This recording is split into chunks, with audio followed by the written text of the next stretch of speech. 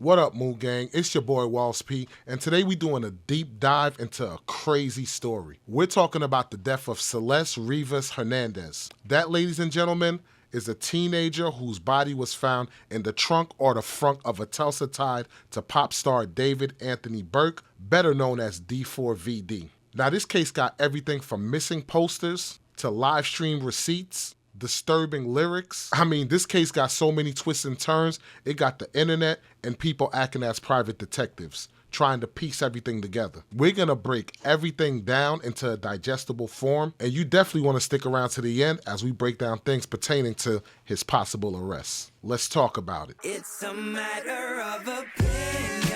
If I'm right, I'm leaving no for now to go outside, putting chores and obligations on our part. September 9th, 2025, workers at an impound lot noticed a foul smell coming from a Tesla. Police opened the frunk, and what they find inside is straight out of a nightmare. A body, badly decomposed, chopped up and wrapped in plastic. Now, police later retracted the statement that the body was dismembered because it was that far advanced decomposed. A week later, September 17th, that body was confirmed as Celeste Rivas Hernandez. She had just turned 15 years old literally one day before she was found. Now, at first, nobody thought in a million years that David, aka D4VD, was connected to something this dark. I mean, he was the Fortnite kid turned superstar. Why would he throw it all away for red rum? But that's when the internet started digging. We have been keeping a very close eye on this case, and more pieces of information have been coming to light. We're getting new info on the evidence here, and also the timeline has been revealed leading up to that gruesome discovery. Now, according to the LA Times, the 2023 Tesla registered to singer David was ticketed 11 days before Celeste Rivas' decomposing body was found. On August 27th, a parking enforcement officer marked the Tesla, noting the position of the tires in the Hollywood Hills neighborhood where that singer lived. Then on September 3rd, the officer issued a citation to the Tesla for violating the 72-hour parking ordinance. 2 days after that, the Tesla was towed to this tow yard in Hollywood.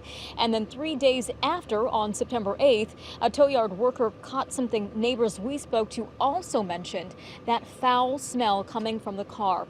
That same day is when investigators found the 15-year-old's body. Investigators are carefully combing through evidence. In order for there to be a prosecution, law enforcement has to find some key pieces of information when it comes to a potential homicide. First, they actually need to figure out if it's a homicide or not, and the autopsy report will help give them that.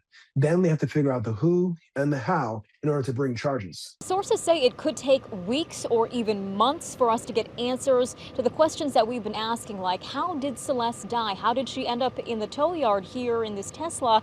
And was there actually a crime committed in this case? Before we go deeper, let's set the stage. David started out as a Fortnite montage kid. His videos kept getting copyrighted, so he said, forget it, I'll just make my own music. He downloaded BandLab on his phone, made tracks with nothing but earbuds, and boom, one of those songs, Romantic Homicide, blew up overnight. From there, he drops Here With Me, racks up billions of streams, signs a multi-million-dollar deal with Interscope and Darkroom. How did it all begin? So basically, I played Fortnite from 2017 to 2021. I became a YouTuber. I was playing Call of Duty, Fortnite, all these different type of games. There was this trend on Twitter where if you put some songs in your videos to kind of make them a compilation instead of single clips, that they get more views. So everybody on Twitter started using songs from like the mainstream of the mainstream artists, and then underground artists started paying them to use songs. But nobody paid me because like nobody watched my videos. So I started putting the mainstream songs in, and then there was a point where there was no copyright strike. So I was making so much money because I was getting 200,000 views, 300,000. Wait, so how did you start getting a lot of views? The mainstream songs. I started getting copyright strikes left and right. Oh, so I'm not making any money now. I got the red money sign on all my videos. And I'm like crying to my mom about it. I'm like, yo, I don't know what to do. I'm not making any money anymore, blah, blah, blah. And she was like on a phone or something. She was like, just make your own music. Go, get out of my face. Make your own music. And I looked up how to make music on iPhone, and this app called BandLab comes up. I click on it, I put my Apple earbuds in, and I use my sister's closet as the studio. And I'm looking up type beats on YouTube. I looked up emo piano type beat for the first song I ever dropped. And then I freestyled the whole thing. So I dropped it on SoundCloud. Didn't put it in the video yet. But then it started going up on SoundCloud, and I made the song called You and I, which now has, 94 million streams. It's my second song I ever made. Put it in the montage, and I tagged it on Twitter. First Fortnite player to use his own song in a video. That was the title. And bro, everyone was using the song after that day. Like the Fortnite streamers that I was watching and looked up to were using my song. Everybody was using my song, bro. By 17 years old, he's opening up for SZA. It was like that David, D4. That's me. He makes like really emo, beautiful. Let's go! Landing placements on Netflix and Amazon shows, even getting his own Fortnite emote. I'm so black. No. I can't go like that. Hold on. I'm too black. I'm set.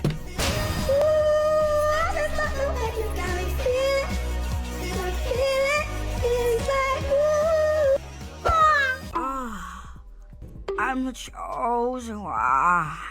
This was the underdog story that everybody loved, which is exactly why this case shook the world so hard. Nobody believed that the kid who grew up on Fortnite and TikTok could be connected to something so evil. But then, that's when the receipts started to surface. Once Celeste's name hit the headlines, the internet did what the internet does. Old Reddit posts started popping up, people warning that David was with a 13-year-old girl from Lake Elsinore. In his Discord, people were literally naming Celeste, saying they thought he was dating her.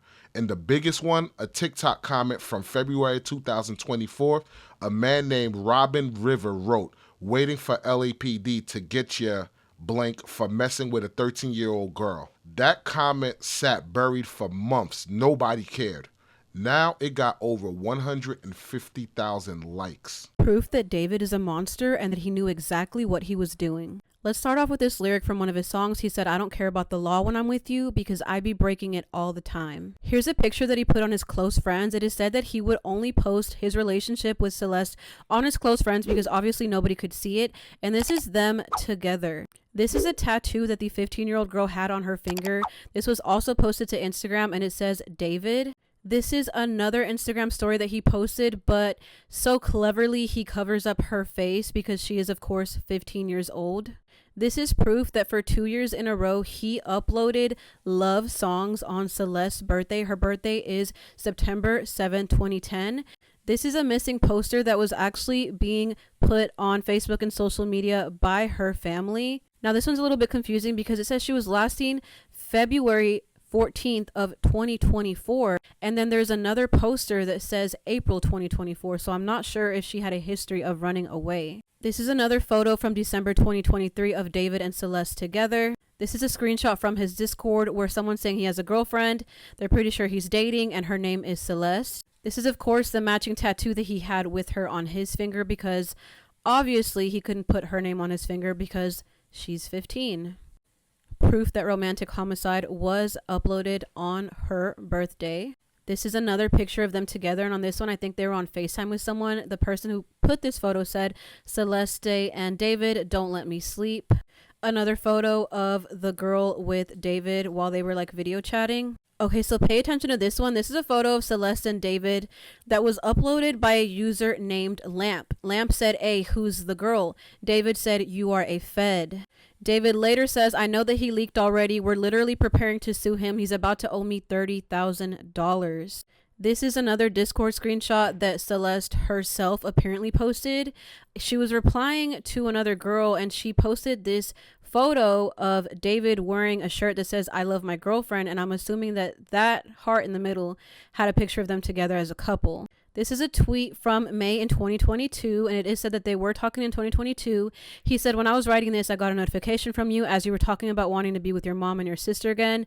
You said, 'Take me where I belong,' but our circumstances won't allow us to be in our ideal situations. We got to push through it." Was he insinuating that she wanted to go home and he wasn't letting her? There's also a since deleted Reddit post from a user named American Strawberry when the body was first found in David's car and nobody knew who it was before she was identified. This American Strawberry went on Reddit and she left a comment saying like, "I'm from the area. This little girl went missing a while back. I really hope it's not her, but it sounds like it is." And it did end up being Celeste. David's Discord moderators are deleting everything in the Discord server, but honestly, I don't think they're that smart, and I don't think they've ever read the rules of Discord, because Discord can download all of that information. But in my opinion, I'm pretty sure the police probably have already been through Discord already, and that's probably one of the reasons why they were able to get a search warrant for the residence that David was living at. Mind you, one of the things that they took out of the home was a computer. Some of these moderators are trying anyway. They were literally talking about purging his Discord, deleting messages, and even deleting pictures throughout the day yesterday. And I mean, at this point, we know exactly why they're trying to purge this Discord, because they are trying to get rid of the information that people were literally exposing him a whole year ago when it came to Celeste Hernandez. I mean, people were calling her out by her whole entire name in this Discord chat to David. I'm sure that this statement from the Discord and Twitch staff confirming that Celeste Hernandez was on 2 streams with David really started getting them shook. But they claimed that they did not know that she was missing, and they thought that she was around 18 to 19 years old. People have went so far into David's Discord before this purge started happening that they were finding stuff like this, like a comment from that deleted user that a lot of people believe is Celeste, that posted a picture wearing a ring and a tattoo on one of her fingers saying David. In this chat on David's Discord, this Zay person says happy birthday, and it's to deleted user, and the date is 9/07/2022, and they say thanks babe. We know 9/07 is Celeste's birthday. And people in David's Discord have even alleged more, that it was more than just Celeste that David was allegedly talking to that was underage. Some of these Discord users that are in David's Discord are acting like this was something that he would normally do. There's even messages from a girl that was allegedly underage talking to David back in 2023, and these text messages are being posted. And this text is allegedly from David to her saying, "Hola, okay, so I've been up all night thinking logically about you. Work, life, relationships, and realize something that you'd agree with if you see it the way I do. Straight from my heart, I really, really, really love you, but I've been checking on my schedule for the rest of this year and next year, and I'm barely in Texas. I believe that long-distance relationships work under the right conditions, like you being able to travel with me, etc., but you're still in school. With that also being said, I don't like hiding anything from anyone.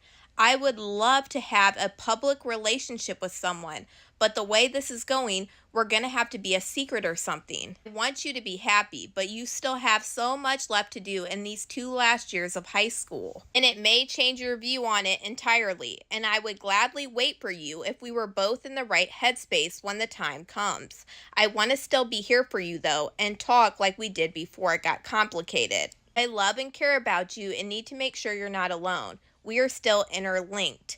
Please express yourself thoroughly, please, not okay or KK. Want to know now everything that's going through your head." And then it gets even crazier when you realize on one of David's TikToks that's still up right now, a year ago in 2024, a person named Robin River commented on his TikTok saying, "I'm waiting for LAPD to get you for messing with a 13-year-old girl." So yeah, I can see why they want to delete everything off that Discord, but honestly, it's not gonna work like they think it is. At this point, they could just catch a charge for tampering with evidence, because that's crazy. Looking back, it felt like the red flags were there, hiding in plain sight, and people were either ignoring it or they just didn't want to believe it. Here's where things get messy. David was allegedly linked to 2 different Celestes. One was of age and the other was underage. And this is why defenders claim that song named Celeste was not about the 15-year-old girl. It was about the other Celeste. But for most people, the excuse doesn't hold up. They've now confirmed that Celeste had multiple fake identification cards. In addition to that, David's friends who are familiar with the two said that they believed they were a couple and that she was 19, and that she presented herself as such. Law enforcement sources confirmed that she had multiple fake identification cards that allowed her to pass herself as an adult.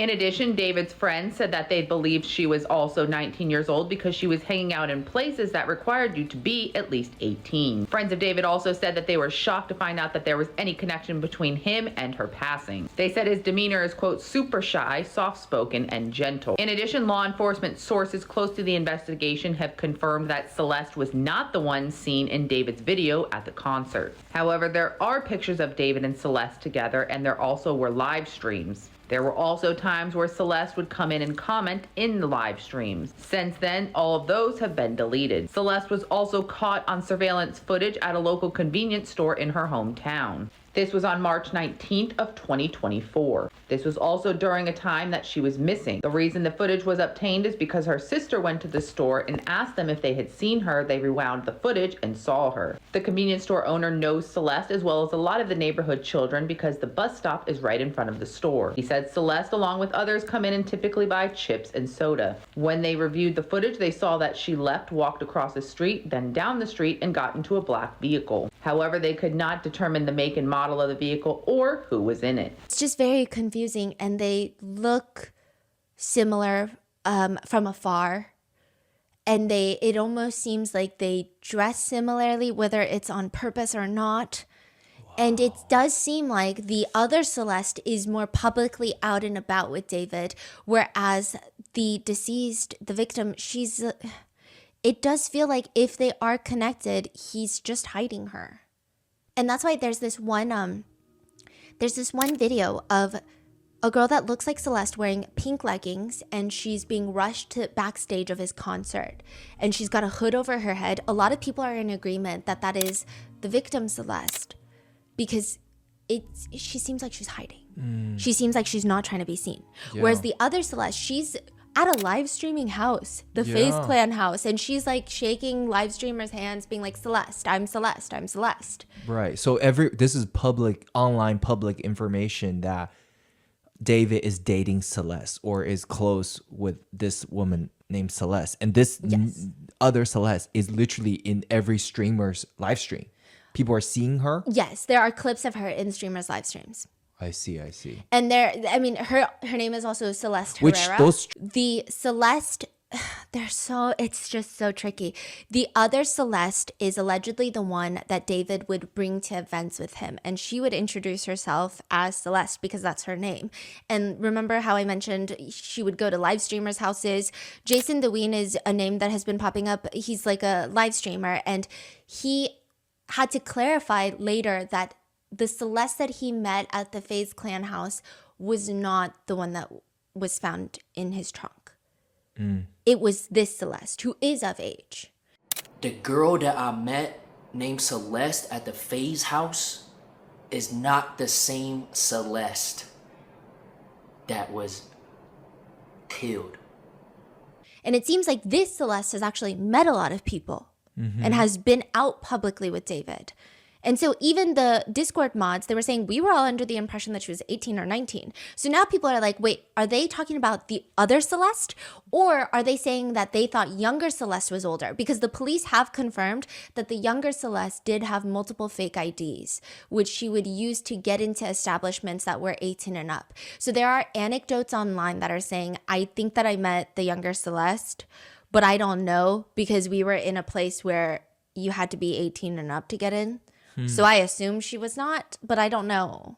If you're following the case of David, you need to hear this brand new information because it makes a lot of things more clear. So someone close to David posted this. It's a little long, but trust me, it's worth listening to. They said, so I have a friend who was friends with David and I was around David because of him. Heads up, it's a long read. My friend and I found out about the car September 8th and my friend contacted David after and he just responded with, I can't say anything about that because I don't know what's going on. My car was stolen and I'm talking to the police. That was the last thing David said. As things started to come out online and the ID of the victim, we realized that the body that was found was his GF Celeste, the 19-year-old we met a few times after his shows, kickbacks, parties. One thing I can talk about that I'm 100% sure is that there was two Celestes because I've met them both and I've spoken to them both. One thing about that looking back that I find weird is that when they were both in the same room, the older one called herself Cece. If one was there and the other one wasn't, she would call herself Celeste. I wasn't too close to David, but my friend was. He was always invited to the events or kickbacks at his place or his shows at hotels, and he would bring me me with him. He was always surrounded by streamers and TikTokers,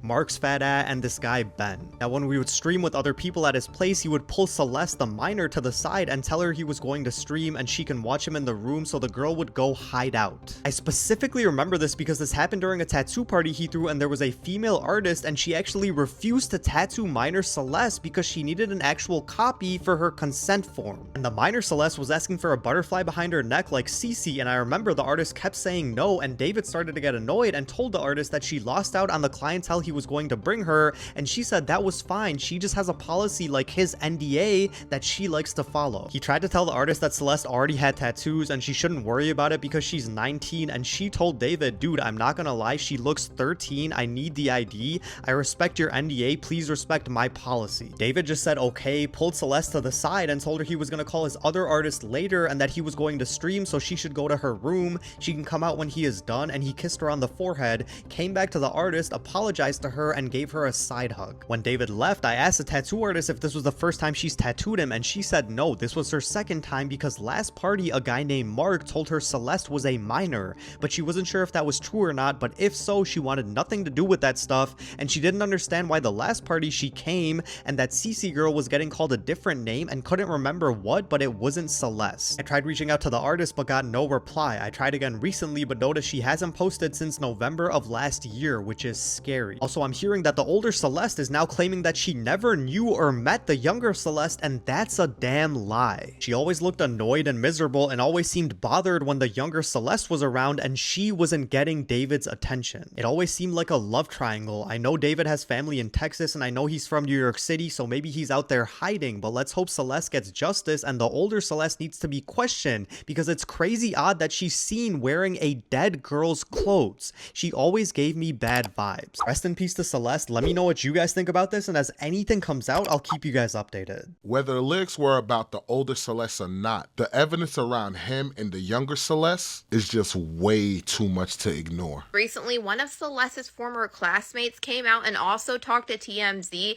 and said that Celeste would joke about running away before she ended up going missing. And he explained that Celeste would say that she was unhappy at home and this is basically why she wanted to run away. He claimed that she didn't give much details except saying that her parents were mean to her. But he did say that she would say that she was going to run away to live with David. At the time, he thought that it was just a joke, like, yeah, right, you're gonna go live with David, until she really ended up going missing. Also have to remember, Celeste's former teacher said the same thing, that the first time Celeste ran away, she went with David, and then he said that she would come back and tell people around the school, hey, I just ran away and I was with David. That's her in my classroom, in front of this poster right here. This other kid exchanging stuff with the rapper who we alleged did this stuff, but she's been missing since I taught her. So when I taught her, she met this dude on social media. He was a rapper in LA. He came and got her. She ran away from home. She was gone for like a month. She disappeared again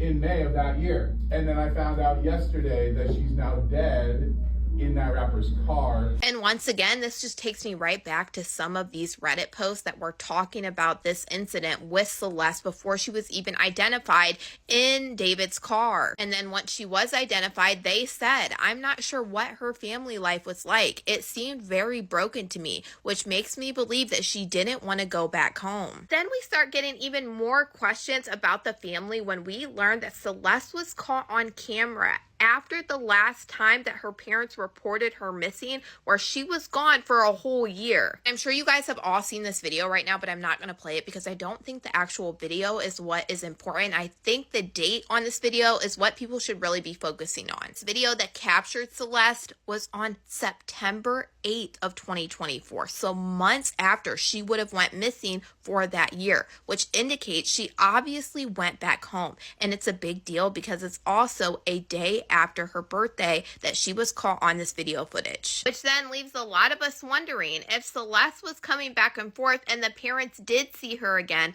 why did they never mention this? A lot of people were side-eyeing what was possibly happening with this family when Celeste's brother told NBCLA in the very beginning of this that the family was aware of her alleged relationship with David. And now, according to multiple different outlets, the family has basically went ghost and they are not talking to anybody since this investigation started happening. Now, there are all these different instances that are possibly showing that Celeste was having some type of trouble at home and she didn't want to be there, which is why she possibly ran away. Now we have even bigger questions into why the family said that Celeste was gone for a whole year when we now know that in September, months after she went missing, she did come back around her house. We spoke to her mom early on, right after or right before they confirmed that the body was Celeste's, but we have not been able to get in touch with her since then. And I think for obvious reasons, the family has kind of gone underground and we have, they're not doing interviews anymore. First, she came over and was yelling. Some kids in the neighborhood had been playing a prank. They were like ringing the bell and running, and she came over to yell at some of the kids that she thought were responsible for ringing the doorbell at her parents' house. And when she walked away, the neighbors were kind of like, hey, wasn't that the girl in the poster who was on the posters? They'd seen the posters up. They said that her family members did walk around town that summer showing everyone the posters saying, hey, have you seen Celeste? Have you seen Celeste? So it was in their heads. And then when she was yelling, they were like, oh, I guess she must have come back. They found her and they didn't think that there was anything, like they admitted that no one ran to Celeste's parents immediately and like, hey, we saw her. They knew that she was at the house. So they just assumed she'd returned. They'd assumed she'd returned. And in fact, the neighbor that she was yelling at, the neighbor's boyfriend went over to Celeste's parents the next day and talked to her father and said, hey, just want to apologize for this mix-up. Clearly your daughter thought that, our kids were responsible for it. And he said that the dad was just like, no big deal, whatever, it's just kids. There was no concern about Celeste that the neighbors detected when they went and spoke to her parents. So she was clearly there. They didn't say, oh, what are you talking about? Our girl's not here. It was clear that she was there. Yeah, she was there. What we don't know is, was she just there visiting? Was she there for her birthday? Was David with her? He's not in the video that we saw, but was this one of those times when she came back to Lake Elsinore and David was with her? We've seen that photo of him standing in the parking lot talking to some other kids. Another wild thing that came out is this picture that leaked online where David is said to be paying off people who know Celeste to not talk about the fact that they were dating. Now, we don't know if this picture is completely false and the whole thing was taken out of context, you know what I mean? But if that is to be true, it would totally match up with what this guy on Reddit was saying about paying C's friends to keep their mouths shut. There's even this article TMZ about that picture that says, according to Google Maps, David was standing 0.3 miles from the home where Celeste Rivas was living with her family before she disappeared back in April 2024. The place David was standing where he's doing some sort of exchange with this kid is a 6-minute walk to Celeste's family home in Lake Elsinore, California. I also find this stream clip very interesting, but also very disturbing, where he seems to be with Celeste, and then this happens. We need to delete this. Maz, can we delete all VODs? And then as soon as the stream ends, delete the stream too? No, you didn't. That's controversial. It's controversial of kids. Oh my, delete everything. Delete everything. Everything goes. So with all the chaos following David, him canceling his tour dates, and the body that was found in his frunk was actually Celeste, this made content creators, people online, connect the T's and dot the I's, which then led to them putting his lyrics under a microscope.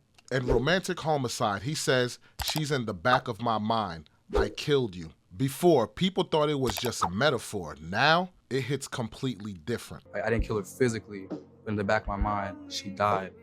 And I didn't even cry, not a single tear. In the back of my mind, but then you think that I'm gonna say you died, but I say I killed you. So it's not like the thought of her is gone by itself was something that she did, it was something that I decided to do. And I killed her in the back of my mind. In the music video for One More Dance, a body is literally placed in the trunk of a car. People say the girl in that video looks like Celeste. And while on tour, he was bringing out caskets on stage like it was some kind of funeral performance. Now, as somebody who used to rap back in the day, let me give you a little bit of insight when it comes to the lyrics.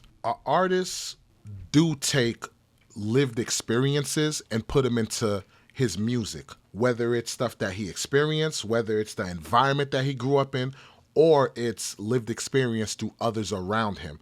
And he don't necessarily have to know the people. It could be rumors that were going on around towns about a situation. I, for one, remember I did that in a rap lyric. I heard a rumor that was going around town, and I creatively put it into my music. But in this case, this music was created years before, and now a crime happened. Artists don't usually think of a crime ahead of time, put it into lyrics, and then go commence to do said act. That's not usually how it operates. Why? Because when you're talking about your lived experience, you have all the in-depth information that's needed to put it into your created artwork. Now, this situation here can be an outlier where you do have an artist who are planning on doing XYZ, put it into their music, and then go commit that crime. I'm not saying that that's what David did, because at the end of the day, he's innocent until proven guilty. Then on top of that, when people do criminal acts, they usually do the crime and then they want to reveal what crime they did, kind of like a badge of honor, so to speak. Then they want to boast about it in their music like, hey, look what I did and look what I got away with it. That's normally how it works. The only time artists look ahead in their music, if it's things that's going to better their life, like buying a house, buying an island, getting things that are lavish for themselves, that's when they tend to foreshadow. But that's not something they typically do when it comes to the realm of writing about crime or the negativity that they see in their environment. But with finding Celeste's body in his trunk, that is not going to stop people from looking at his lyrics and taking it as a confession. Now, let's be clear. There's a lot of rumors floating around. Stuff about industry sacrifices, pregnancy theories, even claims that his team was trying to cover things up. But I gotta stress, these are rumors. None of this is verified. But then there's the facts that we know. Celeste's body was in a car. She had a tattoo that matched his art. There's a live stream clip where he's literally with her, and you could hear them saying, delete this video after the live. Delete everything. Everything goes. Everything goes. So yeah, you got rumors on one side and hard, disturbing facts on the other. And just recently, David's parents were caught in a swatting prank that sent police officers to their doorstep. Yeah, that's an out-of-state number. Someone's messing with us. Someone's messing with us. But whoever, it would pinged here, though, because wherever they call from, it pings and sends it to dispatch. What's the what? So, like, whenever you call 911, whoever you are, it sends like a ping. Ping So that's how they know the address. And this address came up to this number? Yes, ma'am. Engine 42. So is that somebody on my property? Could be. We'll take the property for you. Yes, please. So we'll ride around. If you give me a layout, how's the property? Like, does it go further back? Like, No, it doesn't go any further. It's just right here and then it goes right here. Well, him and I will ride around and check, and then we'll leave. Yeah, okay. So that was a false alarm. See, I don't like this kind of thing. So if I really do have an emergency, then... And I also want to be clear that the autopsy report did reveal that she was, in fact, never pregnant and wasn't pregnant at the time of death. The medical examiner has deferred a cause while they await the toxicology results. But one thing they have determined is that Celeste Rivas Hernandez was not pregnant when she died. So with all the craziness of the missing reports, the timelines, here's a quick breakdown of the sequence of events that ultimately led to deletion of Celeste Rivas Hernandez. On October 2022, David and a Celeste say hi to each other on a Discord chat. They seem familiar with each other. Then on December of 2023, a demo of David's song titled Celeste leaks online. Then a month later, January 11th, 2024, David appears on a live stream with a girl who looks like Celeste Rivas Hernandez. A month later, February 2024, Celeste Rivas Hernandez goes missing for the first time, later returns home. Few days later, someone accuses David of meeting with a 13-year-old girl on his TikTok comments. Then about a month later, on March 28, 2024, David's fans discuss his girlfriend. One user says her name is Celeste. April 5th, 2024, Celeste Rivas Hernandez is reported missing. Her brother says she was meeting with David at the movies. Then on June 27th, 2024, David reposts creepy TikTok video about cutting up meat.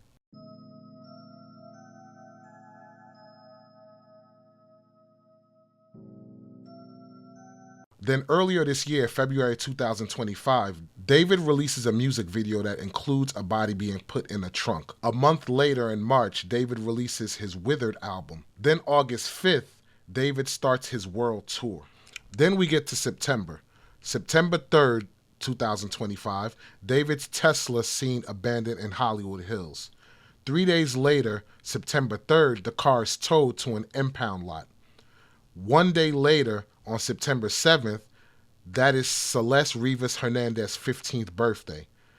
Then the following day, which is September 8th, 2025, the badly decomposed remains of Celeste Rivas Hernandez was found wrapped in plastic in the trunk of David's car. Then on September 17th, that's when they identified the body as Celeste Rivas Hernandez, found in the frunk of that Tesla. So with all this information, finding the body in the trunk, the vehicle belonging to David, all this medical examination, rumors and speculations from online, the Discord, the million-dollar question is, why haven't David been arrested? Listening to a lot of the legal experts, most of the evidence is digital and circumstantial. Screenshots, comments, live streams, Discord logs, none of that sticks in court unless it's verified through right channels. So they gotta be more meticulous with their approach, so when the time comes, it's nothing but a home run. A friend of the channel, True Crime with Strategic Eyes, he broke it down in one of the best ways on why the police have not moved in to arrest him. And take note, he's an active duty police officer. Definitely check out his channel, subscribe, because when it comes to true crime, he definitely gives a great insight and could give you information that's probably found nowhere on YouTube. People are asking, why is he arrested yet? Because you guys got to understand how we think in law enforcement, right? I'm going to give you an example with an SA crime, all right? If I get a case where a young woman comes, and I want to set the record straight also, like somebody said in the chat, like, I'm impressed that you're a homicide detective. I am not a homicide detective. I've never said that before a day in my life. Just want to make sure you guys understand, because I don't ever want to misrepresent anything about me. I am an SA detective. I can't say the word, say it inside of the chat, but what the first letter of the first word is S, and the second letter of the second word is A, okay? You'll get it, figure it out in the chat. I'm an SA detective. I investigate those type of crimes. So I'm going to give you an example from my line of work so you guys understand what's happening right now with the LAPD, the Hollywood PD. Let's say I get two type of cases. The first case I get is a person's walking down the street minding their business, and somebody grabs them up, put a knife to their throat, total stranger, drags them into an alleyway, and essays them. That's the first type of case. The second type of case is somebody has a long-term friend that they've been friends with for 30 years. They go out to have a drink. The person slips something in their drink, brings them back to their home, and essays them, and they don't remember, but they know it happened and whatever. Those are two types of suspects. The first suspect, the one who put the knife to the person's throat and pulled him inside the alleyway, is more dangerous to society than the second suspect who took advantage of a long-term friend. You have to work at different speeds for those two different cases. The first case requires you to solve that case as fast as possible, because that person will keep grabbing random strangers off the street to essay them. And he will escalate eventually to murder if the person resists. The other person, you have to move fast to get that person, but you have more time to do an even more thorough investigation to make sure that all of the defenses that that person is going to use, like, no, it was consensual or whatever, aren't true. So there are investigative steps we can do in that case that I'm not going to talk about because I don't want our investigative steps to be known to the general public. But there's things we could take our time to do in that acquaintance essay versus what we would do in a stranger essay. So in this situation, is D4VD going to go out there and just start slaughtering everybody that he meets? No. This was a DV investigation. This is a DV schmurder. She died because she was close to him and they had an emotional connection, etc. All right? So what's happening is the police are taking their time. They're taking their time to build a strong case. Remember, he thinks he has an alibi. They don't know exactly when she passed away. They just believe, based off of the forensic evidence, that it happened at or about September 8th. That's not a hard number. It's not a hard number. So they're taking their time. Let's go find blood. Let's go find evidence of the schmurder in the house. Let's go find DNA on the body. Let's go find all the different things that paints the story before we arrest him. Because once you arrest somebody and you charge them, there's something called speedy trial. Your back is on the wall now. Your back is on the wall to get this case together. Rather, you let him walk for a little bit. You let him stay out for another week or 2 or 3 while you build a strong case so that when you do arrest him, all of that work is done. That is what's happening. He's not going to get away with this if he's guilty. Remember, he's innocent until proven guilty, people. He's not going to get away. But the police don't have to move like he's a serial murderer. They don't have to move like that because D4VD is not a serial murderer. He's not. Even if he's guilty of what he did to this girl, he's not a serial murderer. Nobody else is going to lose their life in the time it takes for them to build their case and arrest him. But it is imperative that they build a strong case to make sure that Celeste gets justice rather than rush and then she gets nothing because he has $1 million and he has a record label behind him that's going to be trying to probably help him in his defense because they invested $10 million in him already. They need to make sure that they come correct so that this guy gets thrown the book at him if he's guilty of what he did. Just to paint a clear picture of what he's describing, the police will have to subpoena accounts, number 1. Number 2, actually confirm the accounts belong to David and they belong to Celeste. Then they got to prove that the messages weren't altered. And when you look at some of the stuff swirling on the internet now, there were things that were photoshopped to paint a narrative. I mean, take a look at this video that was doctored up by AI. You want to prove that I'm guilty? Then bring out 3 so-called pieces of evidence and I'll refute them one by one. First, you claim that Celeste Rivas and Celeste Herrera are the same person, but that is completely untrue. Celeste Herrera is already 22 years old, wears glasses, and a few months ago was streaming with Jason, while Celeste Rivas was only 15 when she went missing in 2024. All the photos you've seen of me with the so-called Rivas are actually Herrera. I never had the chance to meet Rivas. Second, you say our tattoos match, but that is a complete misunderstanding. Celeste Rivas does not have a tattoo of my name. The tattoos you see belong to Herrera. Finger tattoos are very common nowadays, so this cannot be considered evidence and cannot be linked to me. Finally, you bring up the timeline to make your point, but it doesn't add up. I was on tour at the time, my car had already been sold, the transfer was just pending, and it was even impounded for a few days. I simply wasn't in Los Angeles and had no opportunity to commit any crime. All the so-called evidence you cite is taken out of context and based on malicious speculation. I will not let these rumors destroy my or Celeste Rivas' reputation. And the crucial thing about this, if they rush this, his lawyer could argue fruit of the poisonous tree. What is that, Moo Gang? That means that all the evidence could get thrown out. On top of that, prosecutors are known to take on cases that they know that they can win. And since murder has no statute of limitation, they can take their time, build it up right, and then drop the charges on them when they feel confident. But I could tell you this, in the meantime,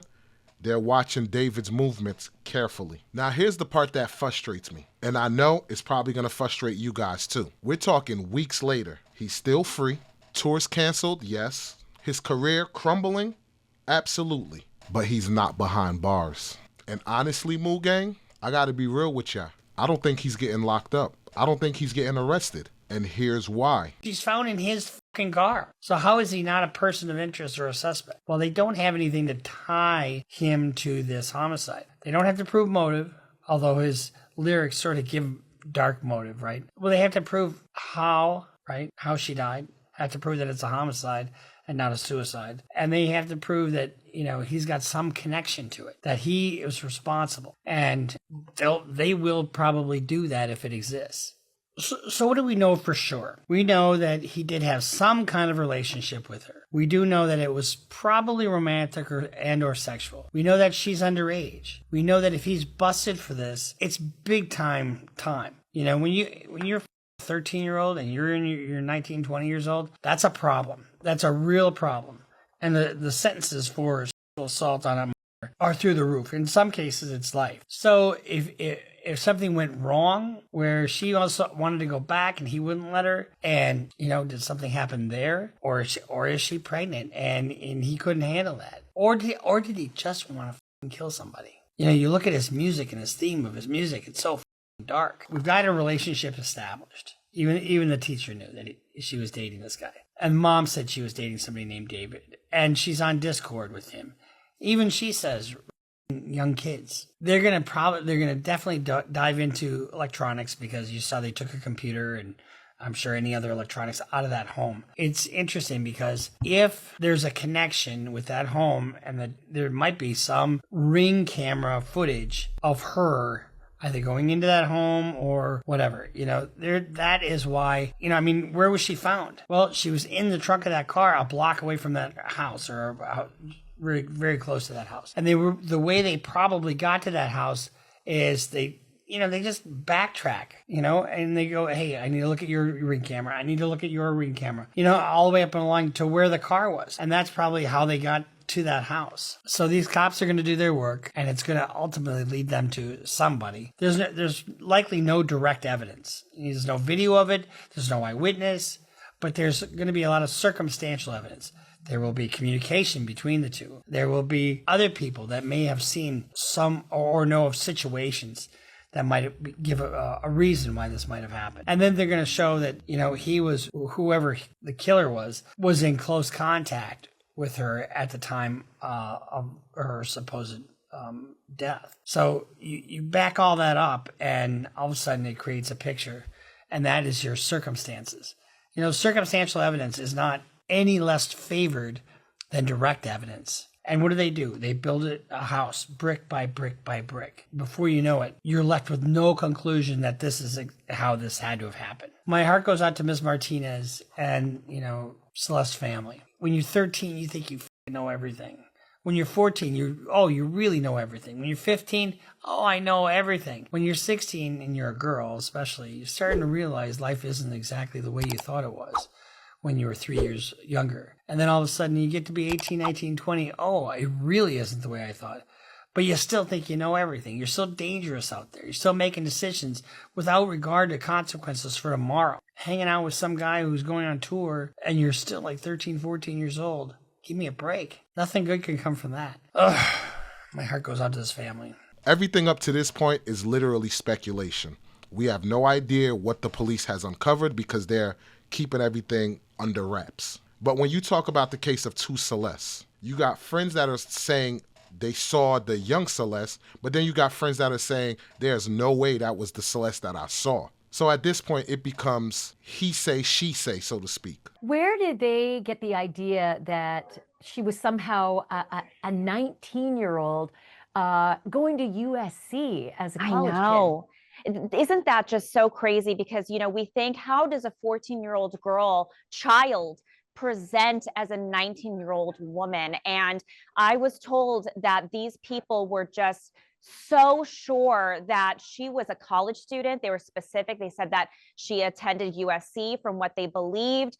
And also she was seen at events where there's age restrictions. The girl that I met named Celeste at the Phase House is not the same Celeste that was killed.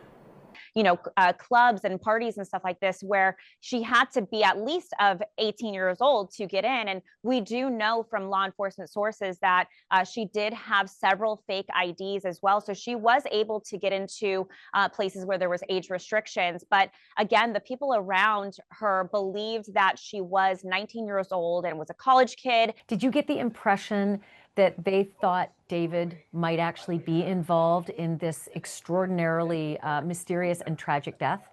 So when I spoke to people around him, they were shocked that he was even remotely in, just the same sentence of this grisly, gruesome murder.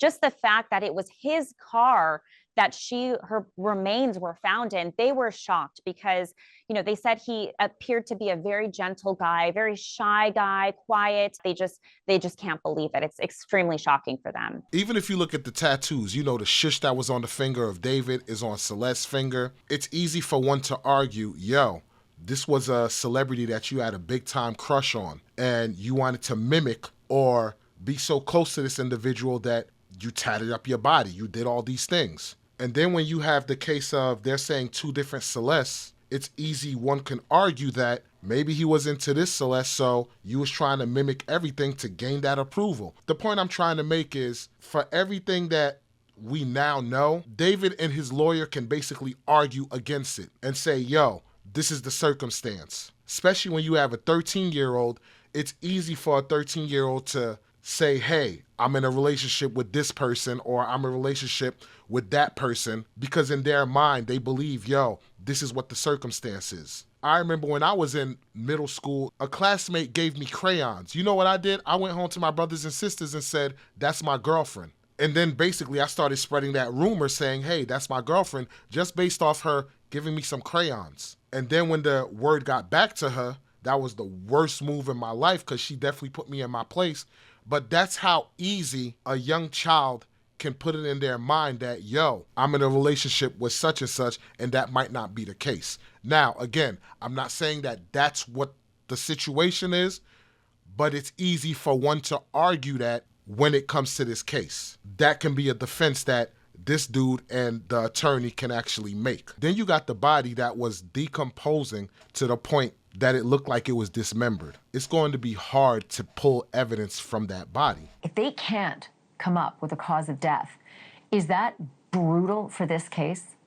No, you can still prosecute. If you can certainly prosecute. I mean, I did 5 no body cases where we had no exact cause of death either. So you can certainly do it.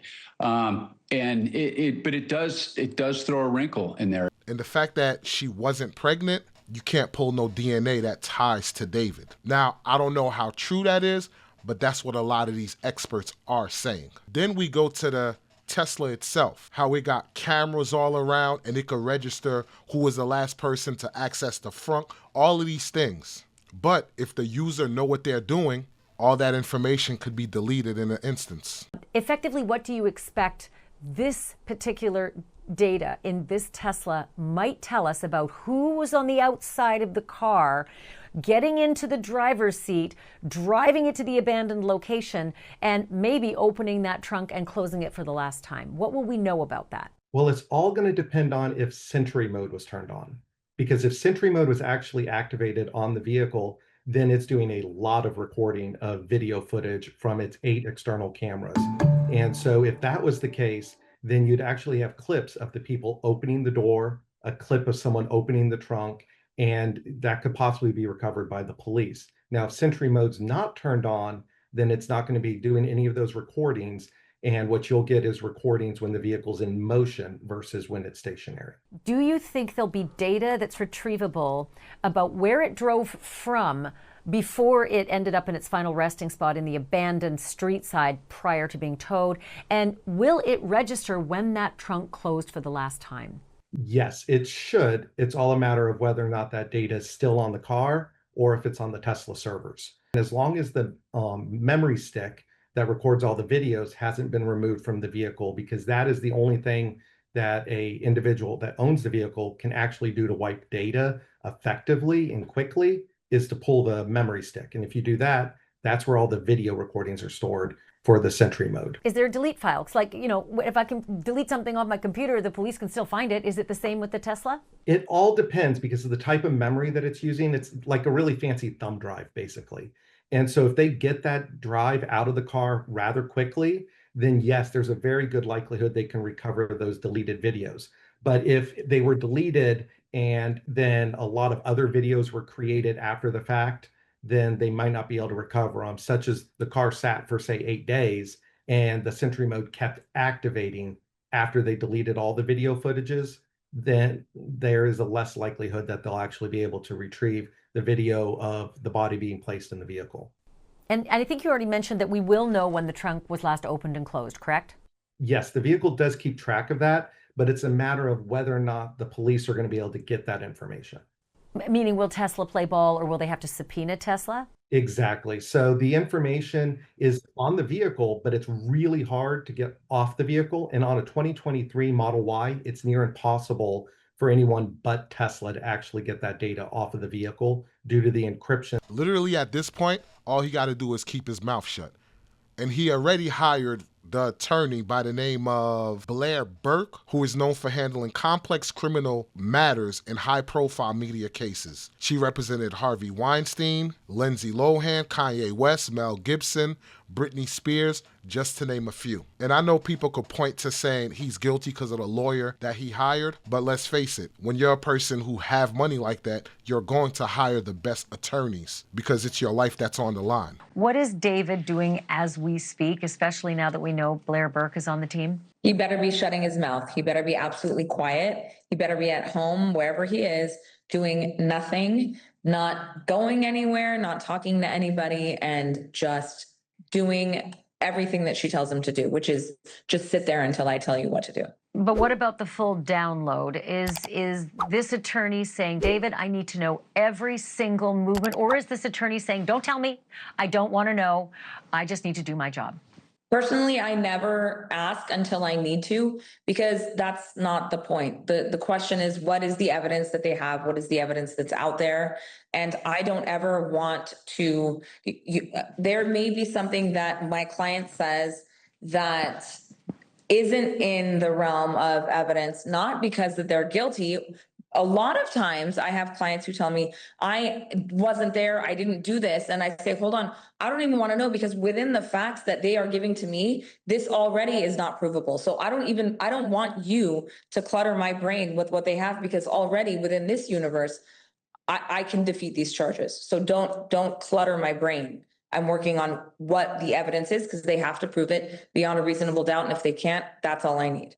So do you think it's possible that, I mean, here we are going on a month, right? And radio silence from the LAPD, no suggestion that this guy is a suspect or a person of interest.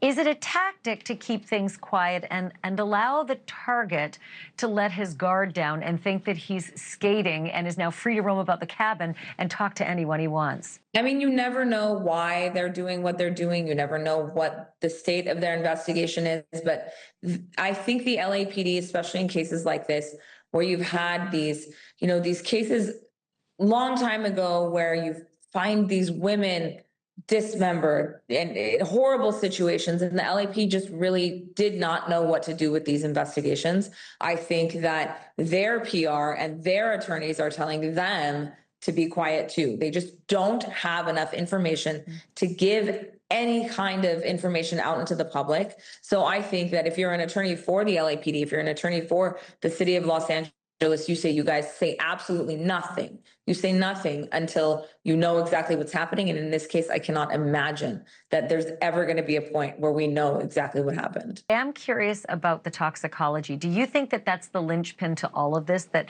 either they're waiting on the toxicology still weeks and weeks later, or they have every ability to put it at the front of the line when it's a high-profile case? I think they have the ability to rush it. They have the ability to put it to the front of the line, absolutely. But again, I think the more information the LAPD puts out piecemeal, the worse it is for them. They just absolutely should not be doing that. They would be insane to give out pieces of information when they don't have an entire theory of prosecution. Big question here.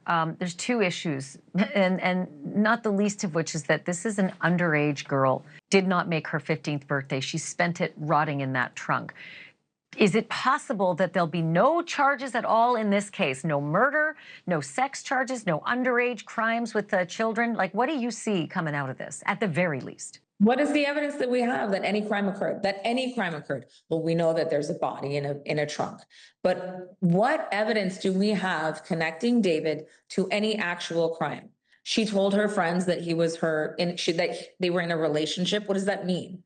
She left her house. That was a very, very troubled situation. How do we know that he had anything to do with that? There's no evidence against this man for any crime that I can see. When you look at everything on the surface, it definitely say he had some ties to Celeste Rivas Hernandez. But proving that he had an intimate relationship with her, that's where I think the problem's gonna be. Because at the end of the day, dead bodies don't talk. And I know when it comes to forensics and everything like that, dead bodies actually do talk. But when you have a body this decomposed, it's kind of hard for that dead body to actually talk. And then when that person can't take the witness stand and actually defend themselves or corroborate what actually happened, it kind of makes it that much harder to get a conviction. See, it's not what you know, it's what you can prove. And since you got so much muddy evidence when it comes to the Discord, when it comes to online receipts, all of these things, and then you have a body that's been sitting decomposing, that's like the perfect recipe to make it hard to get an arrest, to pinpoint that David was the one responsible. And if they're saying that the body was decomposing for about 3 to 4 weeks, he was on tour around that time. So law enforcement definitely got their work cut out for them. He didn't do it. Out of here, all the evidence that's out there. When they gonna let it stay out this long and they got a little bit of evidence? They didn't risk with way less evidence. If nothing else, put him in jail just to put a hold on him. A dead body found in your car? Nothing, listen, hold on. If they find a dead body in me and your car, and this is our car, do you think they'll let me and you stay out like long? They got all, so think about this. If they got all this information on him, dating a minor, an underage kid, and she look like a white girl, mixed girl, what nigga they let just stay free like this? We already claim about injustices. You don't think, like we see in all the first 48s and crime units victims, they would find some kind of reason to hold him and keep him, make sure he don't do nothing to flee? At the end of the day, I want justice for Celeste. And I also want justice for the family. And if David was in an intimate relationship with her, I also want justice for that. But looking at things right now, I don't see a light at the end of the tunnel. Now, can law enforcement dig deep and find charges, since this can go on infinity and beyond as far as eventually pressing charges on them? I wish that happens. I'm hoping that happens. But I just don't see it, ladies and gentlemen, unfortunately. Rest in peace to the victim. And my condolences to the family, and I hope that we can find a resolution and get to the bottom of everything that actually happened in this case. And before we leave, I just want to say this, ladies and gentlemen. Protect your children. Stay on top of your children. Dig into their lives, see what's going on. Have an open door policy so that y'all can have that connection, y'all can have that talk. Because while you may be thinking as a parent everything is good, everything may not be good in that child's eyes. Our job is to protect our children. And if they're in situations that we deem dangerous, but in their mind they don't see it as a danger, it's our job to try and protect them and shield them from that danger and try to reach to them by any means necessary so that they can understand it's a danger and keep away from that danger. I know it's tough because you'll have kids that want to rebel, kids that want to run away, and all of that. But it's our job as parents not to give up on our children and keep fighting. I get it. There's some children that they're just out there and they can bring harm or whatever the case may be. But outside of that, fight. Fight like hell to make sure you protect your children so that they can grow up and be members of society, and you did your job as a parent. That's going to wrap up this video. That's everything as far as David, as far as Celeste Rivas Hernandez, all the information up to this point covering this story. Any breaking developments come out, we'll be sure to cover it and keep you guys informed. Definitely smash that like button. Subscribe to the channel, click that notification bell so that you don't miss content like this. Drop your opinions in the comment section because I would love to hear your take on it. And if there's anything that we missed, definitely share your thoughts in the comment section. I would love to hear it. That's going to do it for this episode, Mood Gang. I'm your boy, Walls P. This is Matter of Opinion. And if you want to see our other videos covering cases like this, click the card that just popped up. Catch you on the next one. Peace. It's a matter of opinion.